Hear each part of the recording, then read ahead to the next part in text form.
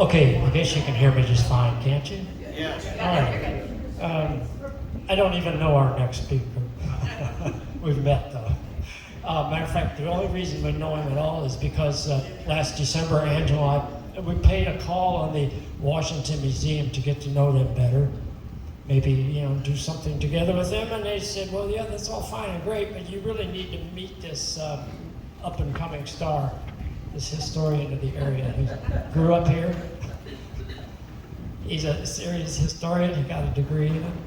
And he works here, isn't that something? So we said, well, heck yes, we got to do that. So I called, at that time, I think he was working part-time for Deutschheim, and I called them and left a number. They gave him the number. He called me a few weeks later and said, yeah, I think I would like to do that. And it was his suggestion to do Friedrich Muench.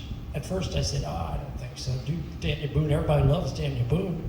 But then we thought better of it, like who else is going to do Friedrich Muench if we don't get Derek to do it? So anyway, our speaker is Derek VanBooven from basically Washington and Krakow, I believe. Yeah. More or less, right? And, and also, no, that's later. We'll talk about the EVA. Okay, I think I've said enough then. Next month. Oh. Next month. Oh, yes, next month. That's kind of interesting for sure. Next month, we're interviewing Max Beatty. Max lives in Fennel Sage. He's a, lifetime resident there, and that Beatty name goes way back. A lot of you will remember that Chubb Beatty ran the store here in town, the feed store. Well, Chubb would be Max's uncle.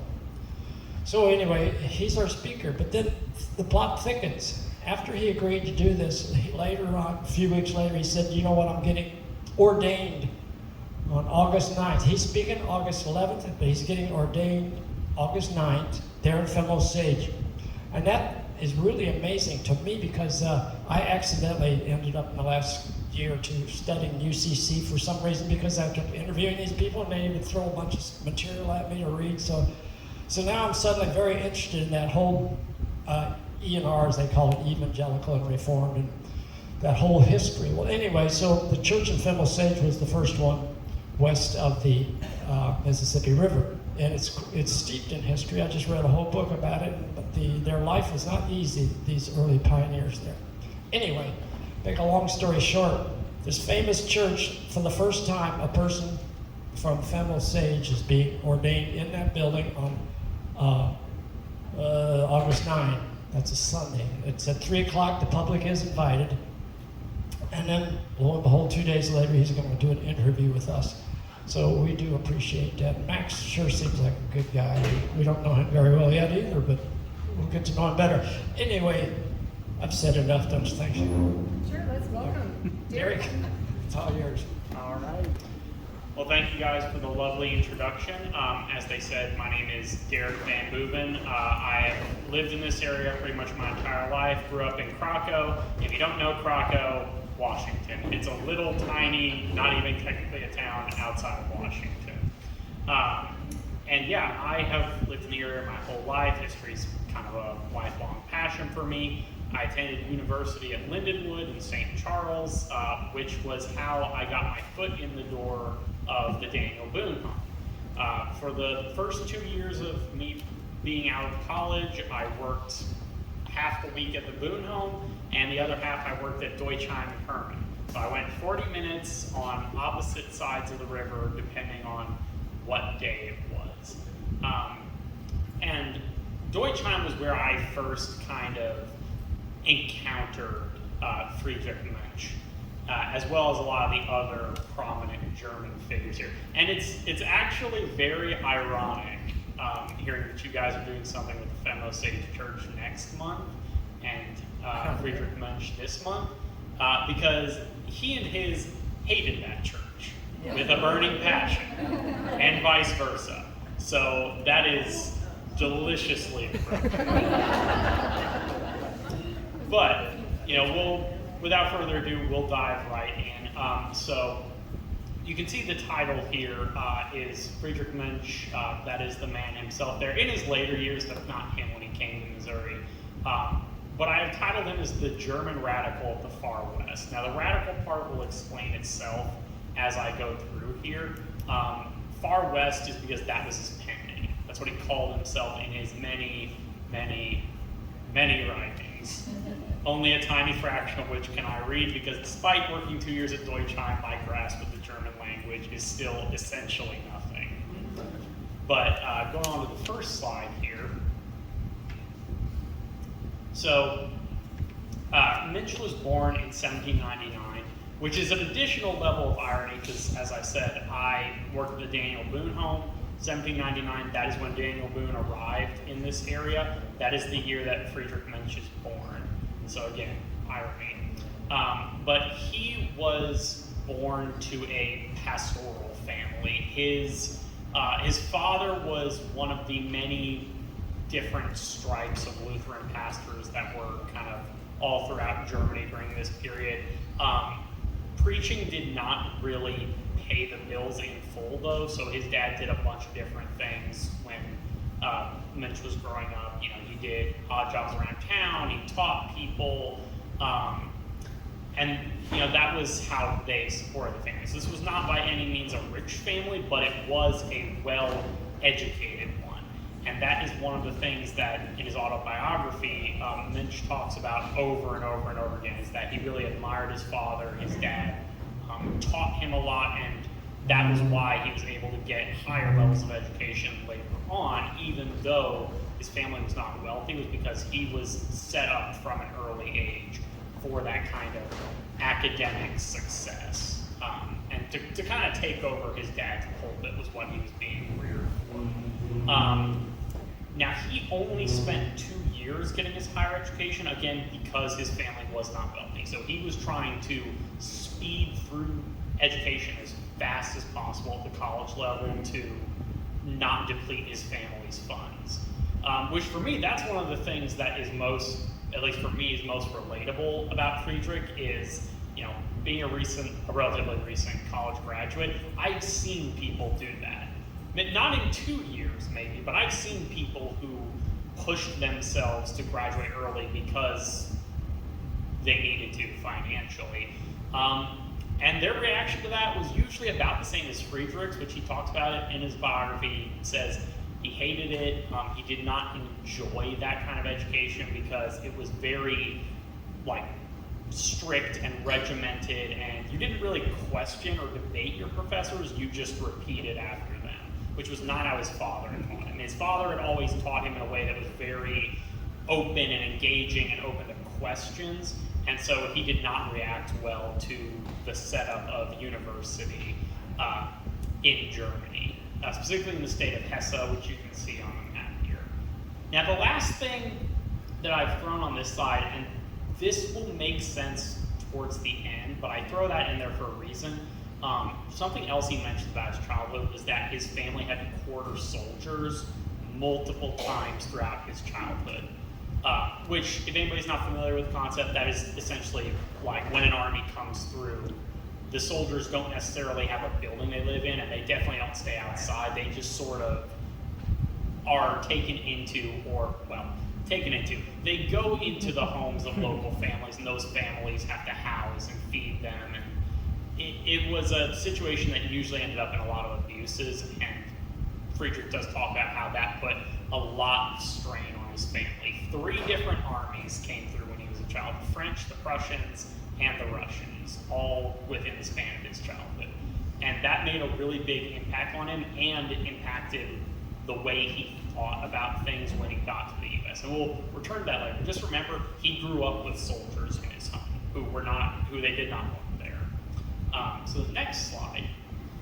Now, this is where Friedrich Muench becomes Friedrich Muench. The Gießen years, as I call it. So he attended the University of Gießen, which was not necessarily a seminary, but a very theology and philosophy focused university in his area, on that accelerated course that I mentioned, again, with the angle of taking over his dad's pastorship. But something was going on in Germany by the time that he gets there in the 1810s. So, to condense a lot of complicated history, when Napoleon Bonaparte was doing his little march across Europe, Germany got hit hard, really hard. And that kind of sparked something within the minds of a lot of different Germans. Germany was not a united country at this point. There were about 24 different little German states. And so what a lot of young people started to clamor for was they had seen this French Republic come through, so they understood now the idea of democracy and individual rights and constitutional government, something other than a monarchy. And they had seen how weak their states were in comparison to everyone else around them. So a lot of young people, especially students, start to question the existing order and form societies trying to create a united republic in Germany. And Gießen was one of the hotbeds of this. So Friedrich ends up getting associated with a student group called the Gießen Blacks. They were called the Blacks because of the clothes they wear, and also because they were kind of a secret society. But these guys were considered very radical.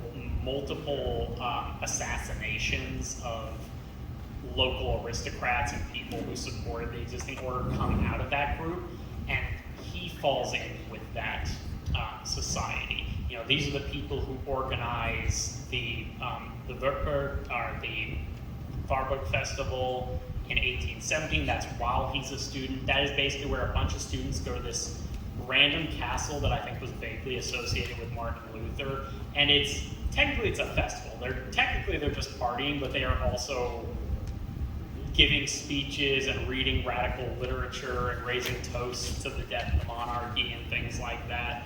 And Muench was not there, but a lot of his mentors, like Karl Fallen, were there. And the movement that he gets a part of is the one that starts the 1848 revolution a couple of decades later.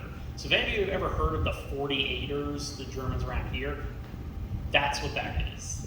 That's the revolution that sends a bunch of people to America, and that is the movement that Friedrich Muench is kind of at the start of. So he's becoming very radicalized. He abandons a lot of his family's beliefs when he's in college. He becomes a rationalist, which for him basically meant that he didn't really believe in any of the supernatural aspects of the Bible. He more started to see Jesus Christ as the ideal man, essentially. He gets into a lot of German philosophy, and he becomes a liberal, which in Germany during this point, liberal essentially just meant that you thought that people were more or less equal. You thought constitutions were probably a good idea, and if you were really at the far end of it, you wanted to get rid of the monarchy. So he falls in with a group that basically all the governments of Germany want stamped out hard, which is why in the 1830s, these are some of the people he falls in with. So Karl Fallen was the head of the Gießen Blacks. I've heard some sources say that he was a relative of Paul Fellinius, who was Friedrich Muench's partner when they came to the U.S. I haven't been able to confirm that, but some people have said that. Karl Fallen actually comes to the U.S. as well, becomes a teacher at Harvard, becomes an abolitionist. Jacob Fries is kind of the guy that Muench talks about as his primary philosophical teacher. He was very into, again, the romantic poetry traditions and challenging the established order. And then you have Friedrich Hecker, who leads a lot of the more military uprisings against the German governments, and he also ends up kind of in this neighborhood in Illinois. So a lot of these people who he is associating with in his early years will also end up coming to the U.S., and not just the U.S., but a lot of times this sort of general region that we're in right now. Now we get to Missouri. So with all those uprisings and things that I'm talking about, you might have thought, Germany's in for some interesting times. And it was. But the democratic student groups do not win. Or they're not winning by the time Friedrich leaves. By the 1830s, the government has suppressed most of the student groups. A bunch of his teachers have been sent into exile, like Karl Fallen is accused of organizing an assassination and has to run to France and then Switzerland and then eventually the US.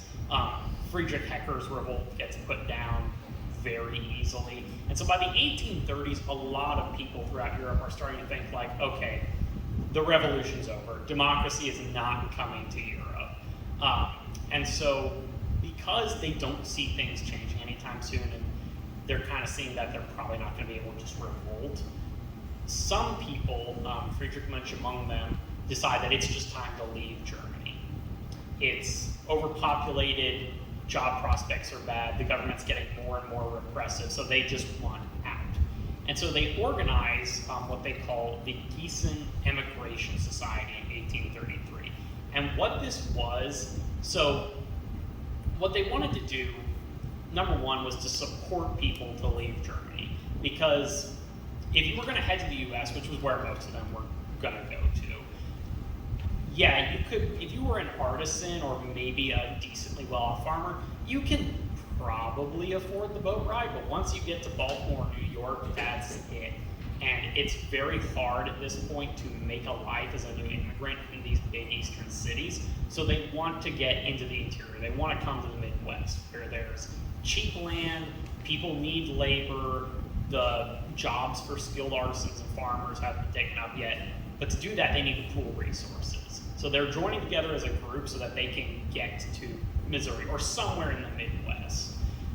They also do it because they don't want to come in small families or individual groups.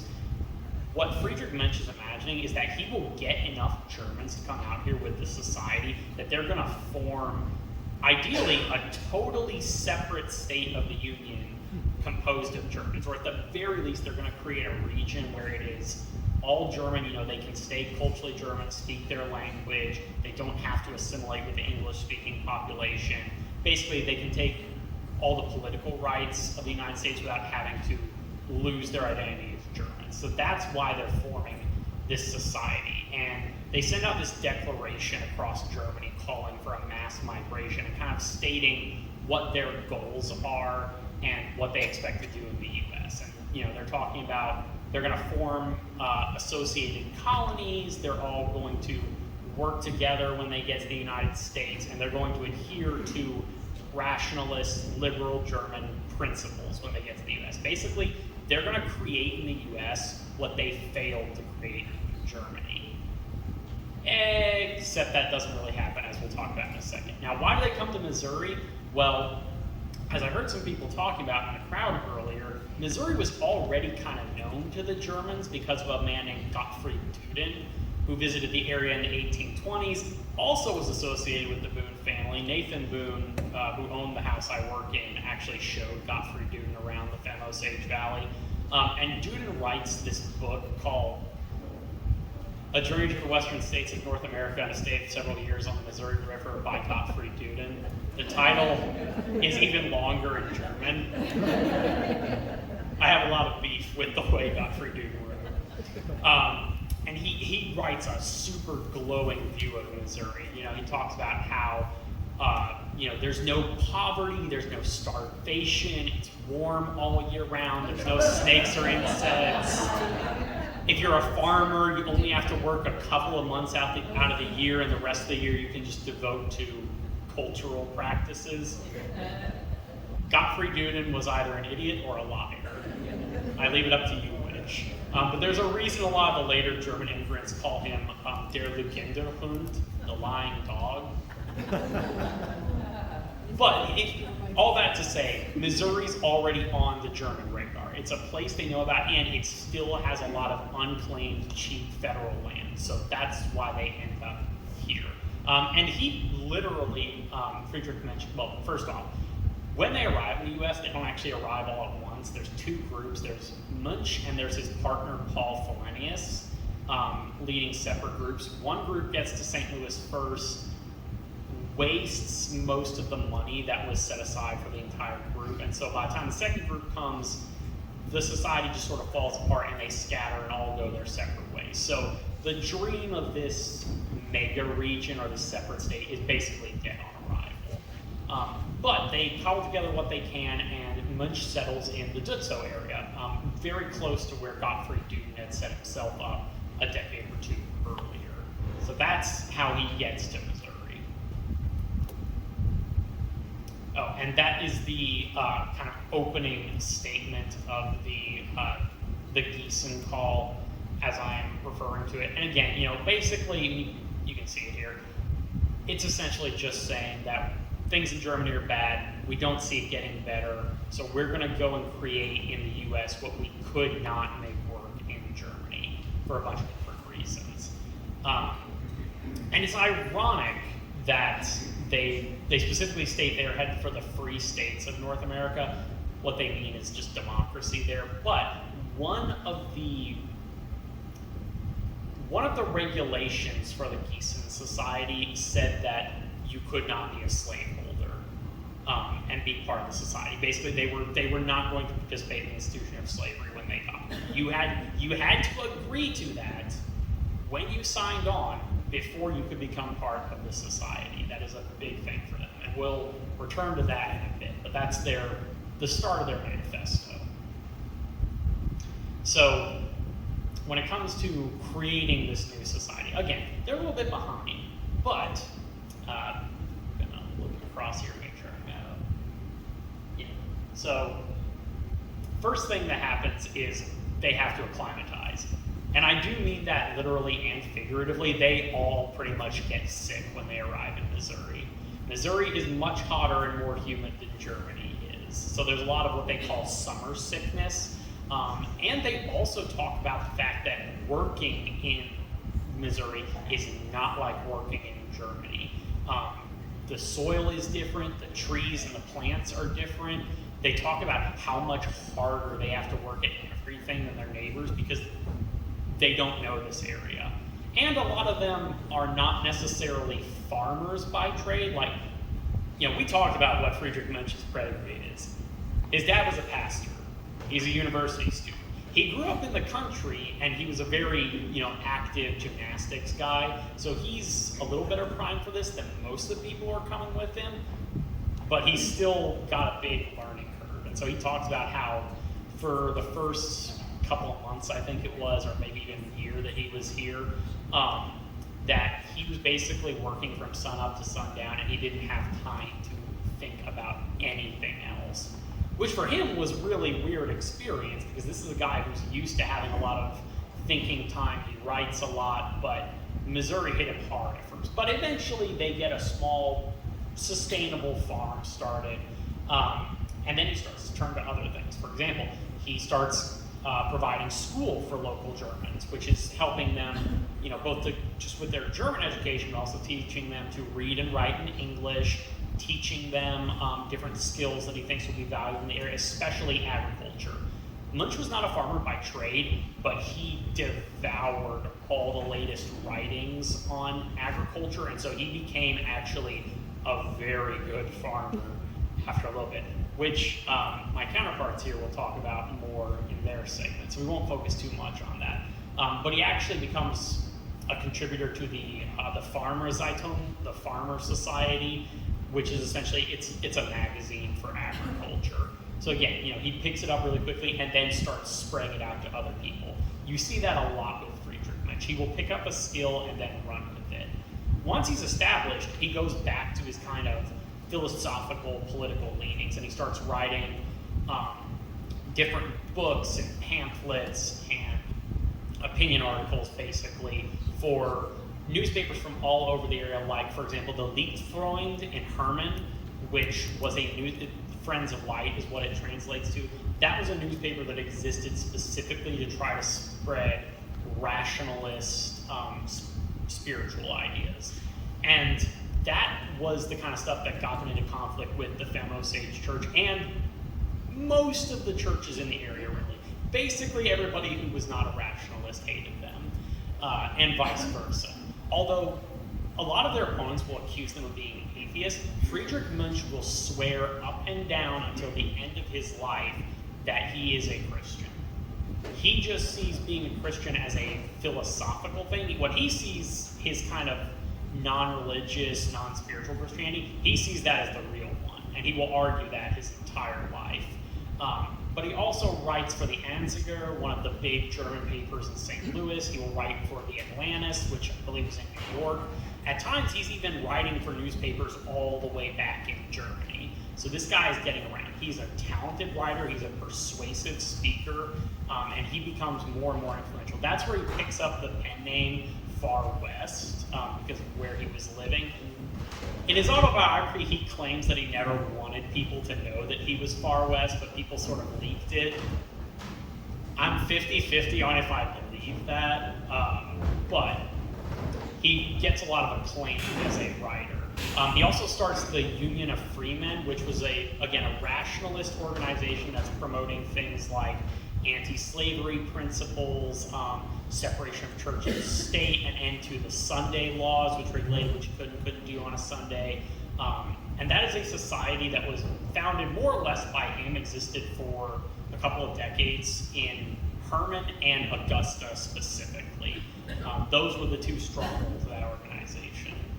And then in 1859, he ends up writing an immigrant's guide to Missouri, in which he's basically giving people advice on if they want to come out to Missouri. And some of the things he says is, number one, Godfrey Doone is a liar. If you're a farmer, you are not going to be able to work a couple months and then do whatever you want. And he also, very interestingly, and this is one of the things that sets him apart from some of the other German writers in the area at the time, he actively tells people, if you come here and you're trying to start a farm or a business or a craft, leave your pride at the door, because this is not Germany. Bring your skills, bring what you learned from Germany, but you're going to have to learn from immigrants who have been here longer or native-born Americans, because you don't know how things work here. And he will also argue that people should come to Missouri in small groups. He also says that it's better for craftspeople and farmers to come. He basically tells lawyers and metal workers and things like that, you can come, but don't expect it to be easy, because the jobs are taken. There's not a demand for that anymore, and the demand that there is has been taken up by people who have lived here their entire lives. So if you're a craftsperson, if you're a laborer, if you're a farmer, this is the perfect time, because they need that. If you're working in some of these other jobs, possibly look for someplace else, because it's going to be hard for you.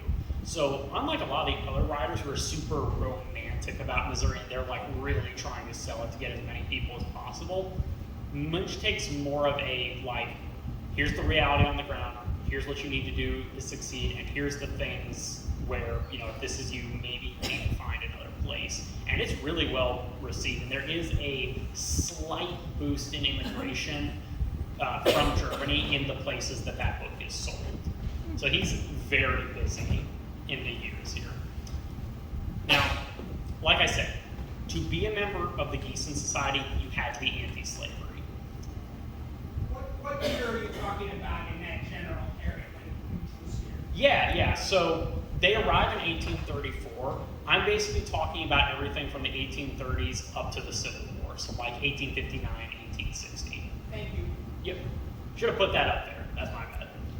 But yeah, so you had to be anti-slavery to be part of the society, and Muench is a very virulent anti-slavery advocate. That is pretty much his number one topic in all those different writings that I talked about. He brings it up incessantly, including in the immigration article. He was an early supporter of the Free Soil and Republican parties. In fact, he actually, in the first federal election where the Republicans were on the slate, he goes on basically a Midwest tour speaking on behalf of the Republican Party and trying to rally German support for the Republicans. And he was very effective at that. And the reason they needed him to do that was because the Republican Party, when it came together, it wasn't really one party. They basically took together a whole bunch of different small parties that had existed before that and made them one. One of those parties was the Know Nothing Party, which was an anti-immigrant party. They did not like German immigrants. Germans knew that, and so they were skeptical about the Republican Party. Muench wants to back Republicans, though, because they're explicitly an anti-slavery party, and he wants that. So he's out there kind of encouraging people like, it's fine, it's under control, they value us as voters, like, it's okay, support these people. And he rallies a lot of support for the Republicans. When he's writing about slavery, he's condemning it in no uncertain terms. He says that it's primitive, it's inefficient, it's cruel, and he does actually push back on some, not all, some of the sort of racial beliefs of the time period. and in fact, he was a very big proponent of the idea that there were no inherent biological differences between different people. Now, he does think that there are cultural differences between people, and he does not believe that all cultures are equal, so that does kind of sneak into some of his writings. If you haven't guessed yet, the culture that he thought was best was his own. He was a big proponent of German cultural supremacy. Now, his solutions to slavery, and this is why I say he's anti-slavery, he is not an abolitionist. He does not advocate for slavery to end right away. He does not advocate for African Americans to be made equal partners in the American experiment. He wants the institution to end gradually. He wants slaves to be freed slowly over a period of a decade or two. And he thinks that then white and black Americans should be kept separate.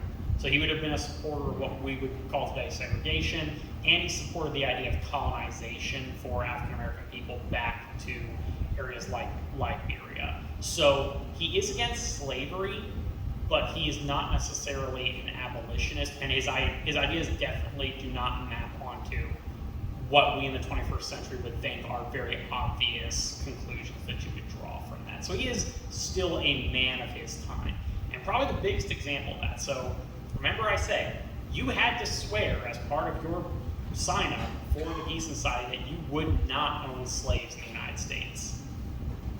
Friedrich Muench ends up being a slaveholder. And that's as he's writing all these articles. That's as he's pushing for the Republican Party. We know from the 1850 census, it's right there on the Warren County records that he kept in bondage a house servant, as he would call it, a 18-year-old young woman. His brother kept a 23-year-old young woman in bondage, and they were basically there to help take care of the household chores. And that actually happens a lot. For as much as Germans in this area kind of have the, and this was what I believed up until I started doing deeper research when I was at Deutschheim, was that I was kind of raised believing Germans didn't own slaves. Like, we didn't do that. But you actually see a lot of the most prominent anti-slavery Germans, Friedrich Muench, Arnold Krepel, a bunch of these guys actually do own slaves, usually very small numbers, and the reason they would do that is that they're not aristocrats. They're not super, super rich, but they are from the kind of middle class in Germany, and in Europe, that would usually mean you would have a dependent of some kind. You would have a servant who would help with household tasks, they'd be paid for it typically, not much.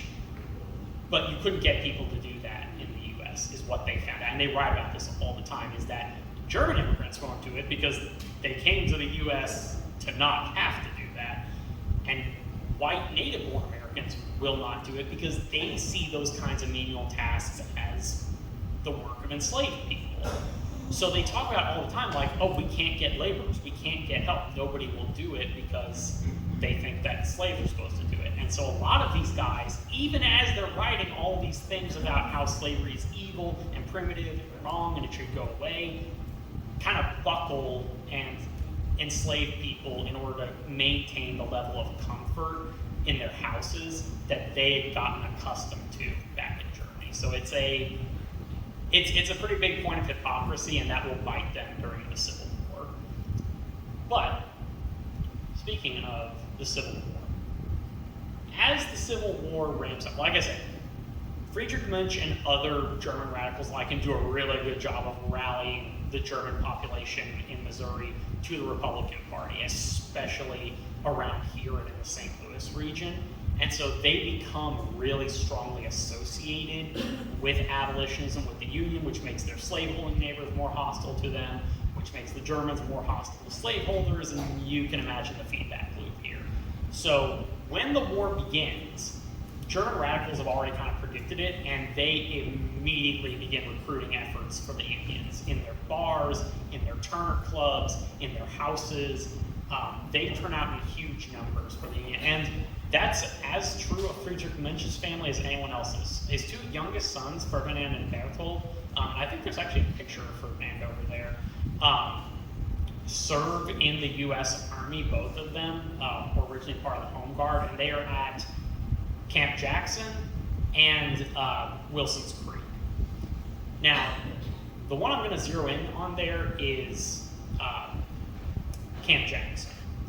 So, what Camp Jackson was, to make a long story short, pro-Confederate militias in Missouri started gathering outside of St. Louis on what's now the SLU campus grounds. They formed this camp they called Camp Jackson, which they said was just militia drills.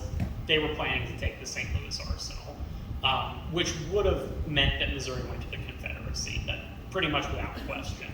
So what happens is that the German newspapers and the writers like Friedrich Muench send out a call to arms across the region, and about 8,000 German volunteers, pretty much all Germans, first and second generation immigrants, gather in St. Louis under the command of Nathaniel Lyons, march out to Camp Jackson, capture the entire pro-Confederate militia force, save the arsenal.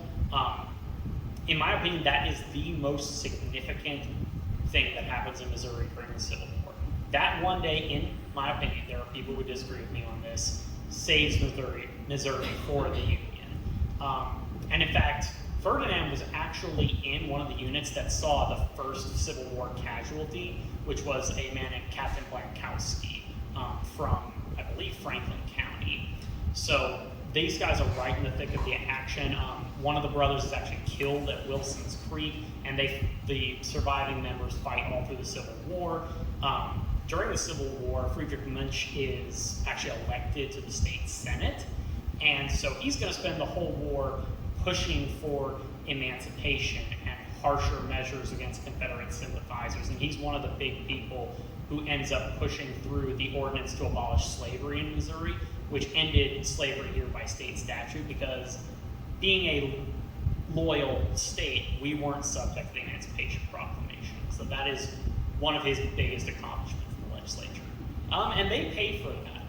They are threatened multiple times throughout the course of the war by local bushwhackers, and a lot of Germans in the area are attacked by Confederate sympathizers. So this is really the defining moment of Muench. This is the thing that he always goes back to in his writings and has his greatest years, his proudest accomplishments. This is the thing that he, in his mind, makes Missouri Germans and Americans for the first time in his mind. But after the war, Sorry. Oh, and that's Camp Jackson, just a little thing there. So what that's showing there, after they captured the Confederate militia, a mob showed up and there was a exchange of fire between the two. That's where Captain Blankowski was killed. That kind of ends up becoming a rally cry for Confederates in the state. They liken it to the Boston Massacre. German units call it self-defense, and that there's a back and forth about that for decades afterwards. But in his later life, he does not stop. He keeps on writing his religious and political and philosophical works all the way through the late 1860s and the 1870s, stays very active in politics. So the second part there, the radical Republican controversy. So after the Civil War, the Republicans are the controlling party of the country, undisputedly, no question. However, by the early 1870s, there's kind of a pushback against Reconstruction, which was run by the military by that point. And there's a split that happens in the Republican Party. And actually, it starts here in Missouri. Like, literally, the break starts in Missouri. And the break is essentially, there's the mainline Republicans, and there's what they're called the liberal Republicans, who basically say, the Grant administration is corrupt, we don't like this, we don't like military reconstruction, we're not comfortable with it, so we're going to put ourselves forward as an alternate ticket. And Friedrich Muench actually joins the liberal Republicans in 1872 against the party he had helped get started. Now, why does he do that? Well, if you remember at the beginning of the presentation, we talked about one of Friedrich's, formative childhood moments, which was that he had soldiers quartered in his family's home multiple times throughout his childhood. And so he is a guy who is very, very skeptical of the military. Even though he has sons who serve, he does not trust the military. He does not trust Ulysses S. Grant. When he sees Reconstruction, what he sees through his eyes, he remembers his student years, and he sees all the worst parts of Germany. He sees the thing that put his movement underground, that forced him to leave his home. Not all Germans saw it that way. Germans who had been in Germany during the Revolution of 1848 actually were usually on the side of military reconstruction. In fact, there's a split in the German newspapers in 1872 where some of the same people, including like the Anziger and the people who had published the Liebfreund, like Otto Brix in Washington, will turn on Friedrich Muench because he joins liberal Republicans. Because they had been through the revolution in Germany. He wasn't there for that. And so they have a different view of it. They look at military reconstruction and they say, well, the slaveholders are like the aristocrats back in Germany. And during the revolution, when we tried to bring them back into government, when we tried to compromise, they turned on us. They broke us apart. They divided and conquered the revolutionary movement. They turned working class liberals against the more academic ones, and then they swept in and destroyed everything we had built. The 1848 revolution actually did create a national government in Germany. They were literally this close to what they wanted, and then saw it all swept away because they let the wrong people back into power. So what those Germans are looking at this same situation and saying is, we need the military reconstruction. We need to keep these people from getting back into government. We need to keep them out of power, because if we don't, they'll undo everything we just fought and died for in this 4-year-long bloody war in which Germans in Missouri suffered disproportionately. And so that really creates a rift between Friedrich Muench and a lot of the people who had supported him. And from 1872 on, he becomes less and less relevant until he's really only respected within Franklin, St. Charles, Warren, and Gasconade County. This guy who was once writing nationally, internationally, is kind of reduced to more of a hometown guy, which he was not actually too bitter about. He was pretty understanding about that in his writings. And finally, in 1881, he dies at the age of 82, surrounded by his family and surviving friends. So now we come to the end of my rant about one of my favorite little nerd obsessions. Why does Friedrich Muench matter? Right? You know, he's cool to talk about, it's interesting. Why does he matter? You know, why should you remember this person? Because the fact is, he was not completely successful. You know, this rationalist kind of philosophical region he was trying to create, that didn't really pan out. It pretty much died with him. It never was more than a handful of people even to begin with. And he actually did not attract all that many immigrants to Missouri. There's a slight uptick in 1859 with that book I talked about, but the Gießen Society fell apart. So those two parts of his legacy really were failures. They're interesting, they're significant, but they were failures. So why does he matter? Because of the unionism, the German liberalism, and the agriculture. There is no doubt Friedrich Muench helped save Missouri for the Union. He rallied thousands of people to the Union cause in this region of Missouri. And so that isn't, the fact that Missouri stays a part of the Union is in part, thanks to, there's a lot of other people too. The German liberalism that he championed, even though it doesn't come in full, it does kind of soak itself into the political DNA of Missouri, especially things like citizens initiatives, popular election for state senators, the changed Missouri Constitution. All of that comes from his efforts, and that is still with us today. But the biggest and most visible thing, because you really can't see unionism. You can't see the legacy of German liberalism. The legacy of Friedrich Muench that you can see and touch and taste, which you will in a little bit, is his effect on agriculture. And I'll leave most of this to my compatriots here who are going to come up in a moment. But Friedrich Muench was hugely successful in promoting viticulture, winemaking in this region. He literally wrote the book on it. He wrote the most influential book on winemaking in this region in Missouri's history. And it was a very popular book even outside of Missouri. He's the one who kind of goes through a lot of the experiments and sort of theoretical stuff that makes Missouri winemaking work. There's a reason that in the decades following the Civil War, Missouri becomes the U.S.'s top producer of wine, and that Missouri wines are winning international prizes by the 1870s and 1880s. And Friedrich Muench is a big part of that. So, without further ado, oh, there's one last slide. I always do a works cited. You should always have a works cited. Don't take my word for anything. But with that, I've talked about, Friedrich Muench, the immigrant, the politician, the quirky philosopher. Now you're going to hear about Friedrich Muench, the farmer. So with that, I will hand it over.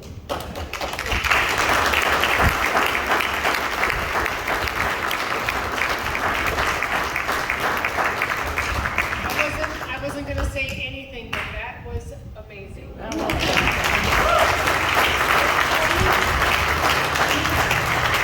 Only because we all know the benefits of the Muench grape, but to learn his history and to you really pulled that together, Derek. Yeah, I say, Derek is up and coming. He's the new historian.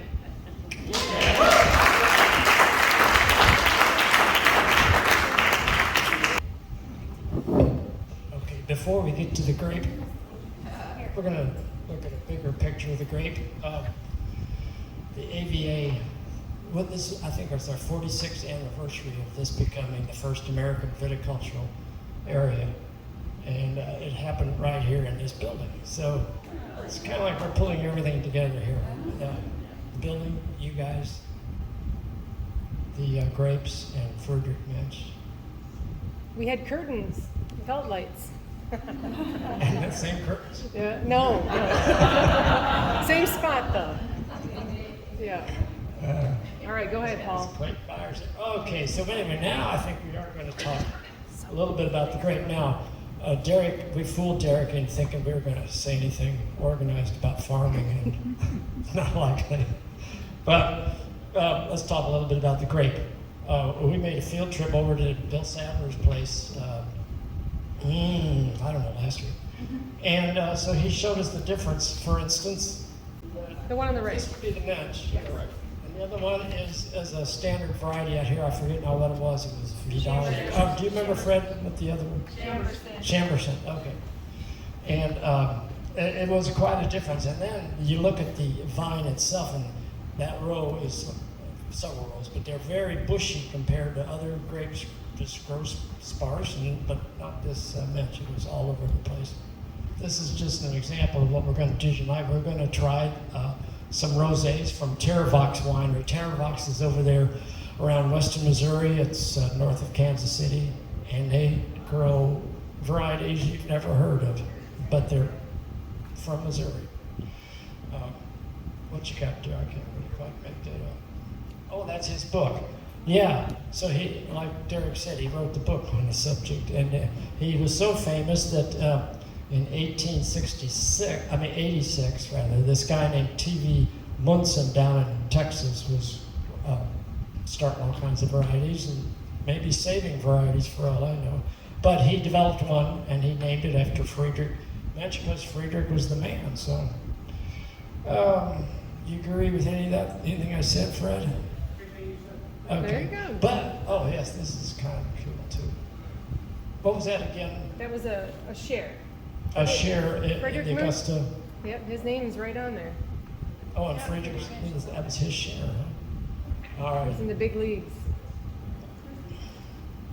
The wine hall. Yeah, nice. And Friedrich Muench, was part of that, getting that established, wasn't he? If I'm not mistaken. And backing up to the fact that he wrote a book, Fred's dad, Lucian, had that book reprinted, and he would sell it there at the winery. What was it? Maybe like 500 copies, or? Yeah, maybe not even that many. There, in that picture that you had in the email, there it would say it in there. Anyway, Not very many. And it Well, no, it's not for everyone. I'm not sure this evening is for everyone. All right, back to Friedrich. Yeah, that's his sons there, huh? Julius, Ferdinand, and Hugo. Hugo. Nice name. What else you got? Oh my God, a picture of George. Oh yeah, this is his brother George. George, I think first moved to Deutschheim, but he ends up coming to Augusta and establishing a farm there. I guess where Mount Pleasant is. But George's son, George Jr., is the one that really started that winery, and it's still with us today. Yeah, and we should probably plug in that we are selling a couple of the other Muench Oh yeah. brother book over here that Yeah. Anita wrote. Anita wrote a book called The Other Muench because she thought George was just as interesting as Friedrich. So we have the book for sale here. Yeah, this Handsome is guy. George older. He's got a definite comb over. He's kind of skinny like me. Hey, Look at there's that. Fred. We had to feature Fred as part of this evening because he has to be the most knowledgeable person in the Augusta area now in the whole wine industry. Plus, he knows his dad, and he grew up here too when all this restoration of Mount Pleasant was happening. Yeah, there's his dad. There's Lucian there.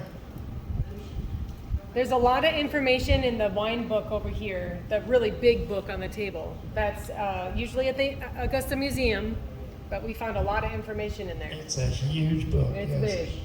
It's great, actually. This is really interesting. I found this at the museum going through one of their collections of photos. I forget who gave it to them, but it says on there somewhere where it came from. But here we spent all this time talking about the Muench coming here in 1834 with Fellinius and all these. Well, so what you have here is 100 years later. This is a family reunion of the Muenches and the Fellinius held right here in Augusta. I'm probably pointing in the wrong direction, but yeah, that's not too bad. Held down in the cellar. I don't know, it looks like at least 100 people. Looks pretty grand. It's quite the deal. And this is the picture you have at the museum, right? Mm-hmm. Yeah, Down in the yeah. kitchen. It was saved. There's two big, large photos that were saved when Hoffman came in. I think those were going to get tossed, and there was someone who worked there that grabbed them quick, held on to them for a while, and then brought them to the museum. So we have both large photos. Very nice. So Fred, this one's kind of for you. Do you possibly have this old wine bottle that your dad had? No. Oh no. Do you recognize this? Not really. Uh-oh. Darn.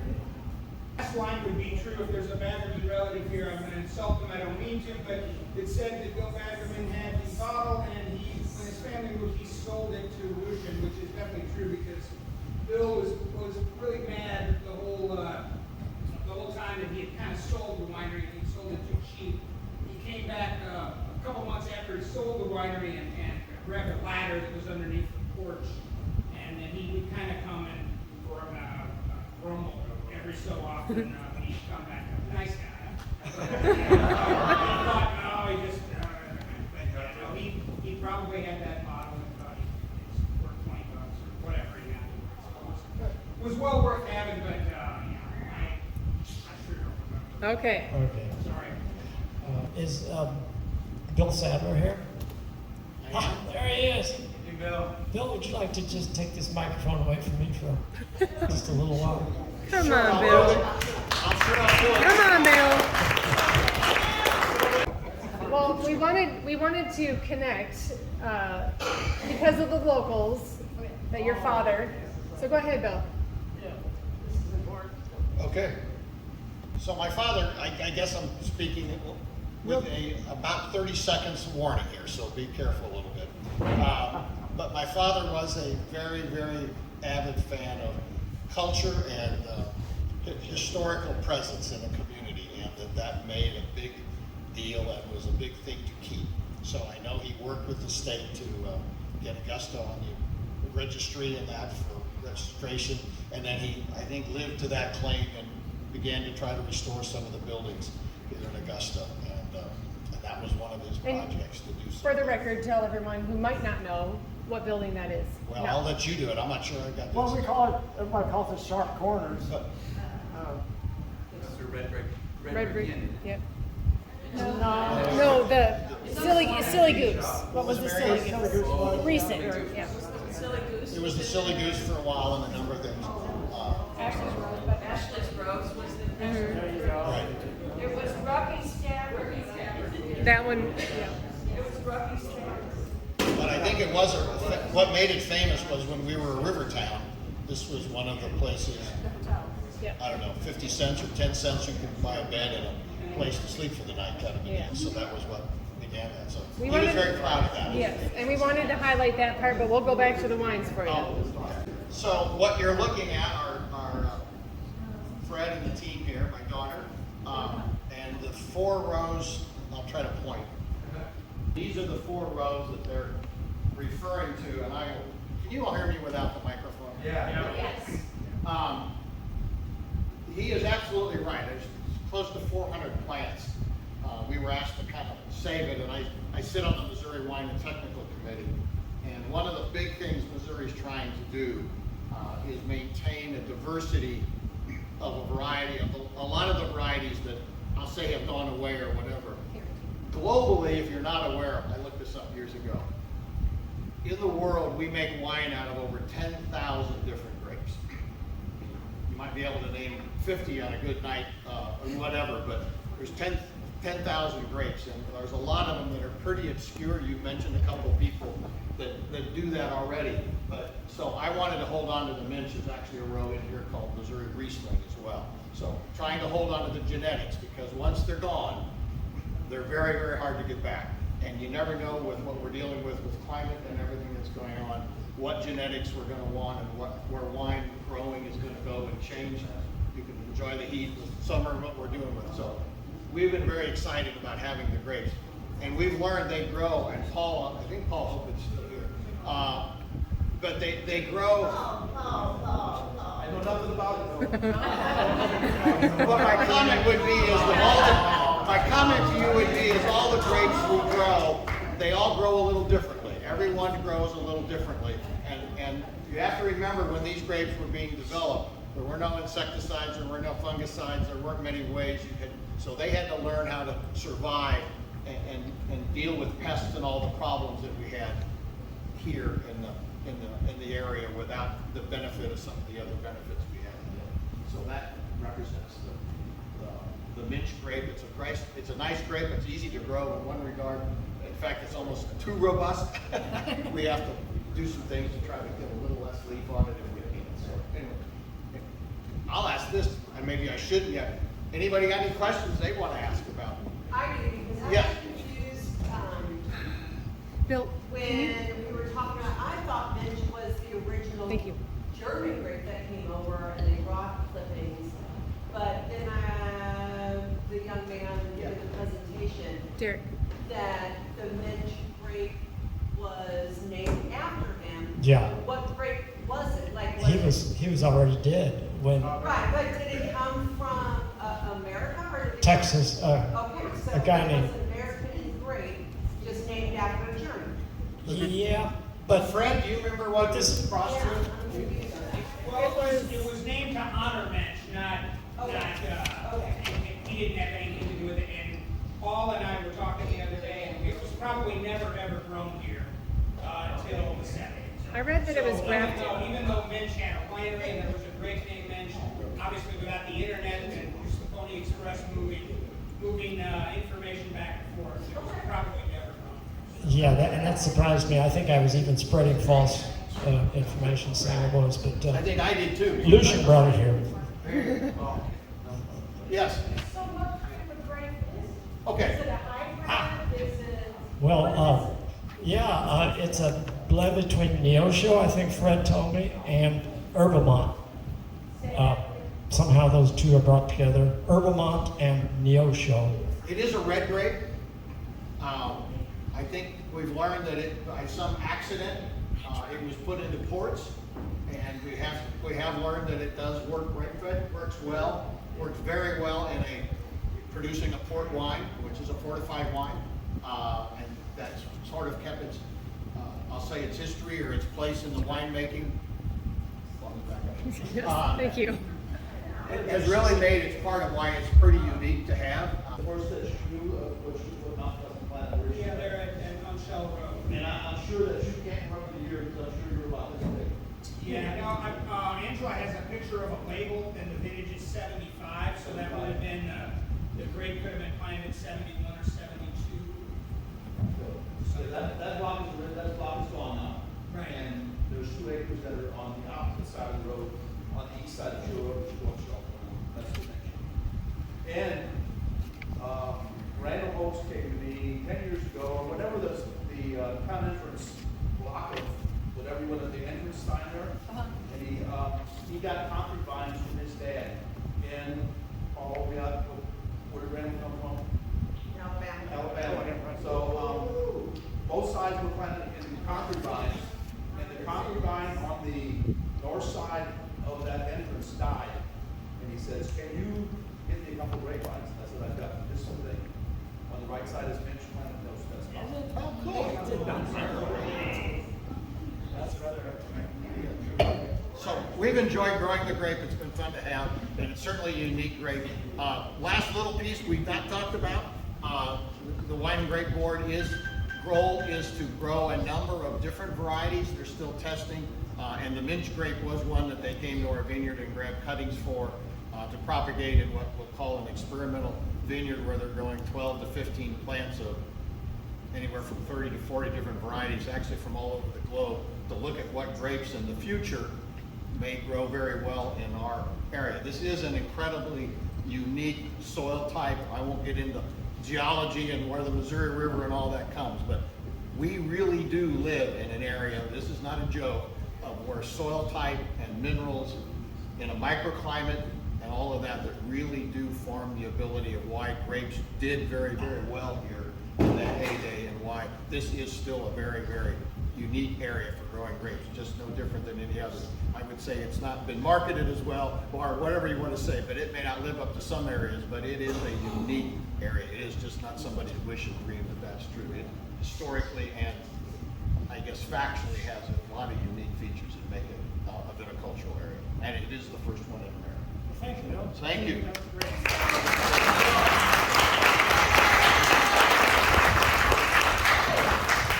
I'm wondering if Gabe Miller is here this evening. He said he might come, but no, there's no Gabe Miller here today. Nope, we haven't Okay, lost well, one. he's the main vintner at, there's a photo, his picture made it here. He's the main vintner at Nobilize. And after we visited with Bill Sadler and his daughter Margaret, we went on over to Nobilize, and they tapped into, they had three barrels of this Muench grape. It's already in the form, it's been fortified, so it's I was about to say it's a port, but they're not allowed to use the word port there because they're not grandfathered in at Nobilize. You know how, like now, you can't call anything a champagne. It has to come from the Champagne district of France to have that name, so on and so forth. Well, so technically, we can't call what we got from Nobilize a port. We call it a fortified dessert wine. And oh yeah, there's that's We have where three that's one of the barrels, barrels that we right? tapped. Yeah. They use what's called a wine thief. It's a glass tube. You kind of use your thumb to control the airflow, and so once you put your thumb there, it's not apt to come back out very much. We did get a lot on the floor, it's true. But anyway, that guy's name's Tom. I don't know his last name, but he was nice enough to withdraw a wine for us, and it's here this evening, and we're going to sample it. It's very young. It's supposed to be 9 years old. This thing is barely, it's not even 1 year old, but we're doing it in the interest of science. Yeah. This is Terravance. That's Terravox. Did Jean-Louis come here? Louis? Well, he was supposed to maybe come this evening too. He's a vintner there at Terravox, Western Missouri. It's rather an interesting place. If you're ever on the western side of our state, drop into Terravox and you'll see varieties you've never heard of. Real nice people. Okay. I know you're just anxious to taste that wine. I'm getting kind of anxious myself. So then you were gonna do the. So, where's the wine coming from? You may ask. Well, Paul Hopen was nice enough to bring. Yeah, our man Paul. Yeah, let's hear it for Paul Hopen.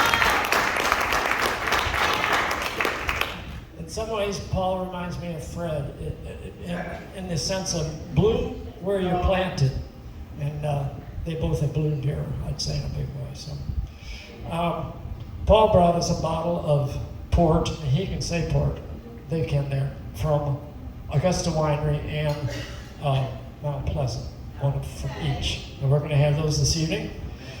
And we have 3 rosés. This is not the port, this is not fortified. We have 3 rosés from Terravox, 3 different years.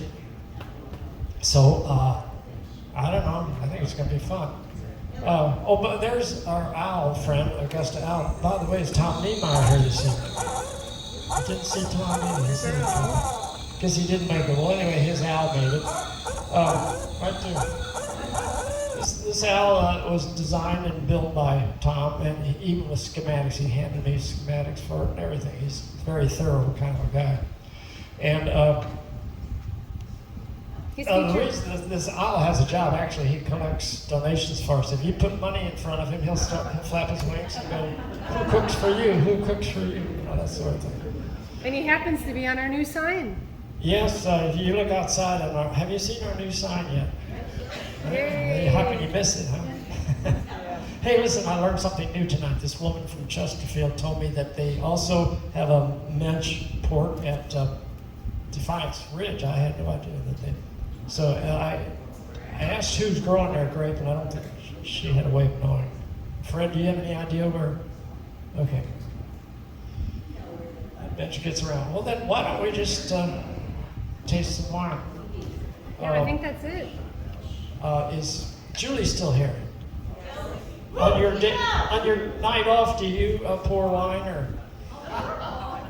Oh, Shauna does. There we go. That's Shauna, our librarian. Shauna also, when she's not pushing books, she's working at Malducci's. Oh, and that woman that just stood up is Margaret Sadler Johnson, daughter of Bill Sadler, who just spoke for us. And I bet you're Bill's wife. Yeah, Marianne. Marianne, thanks for coming. All righty. I'm going to shut up and you all drink some wine. Yeah, thank you.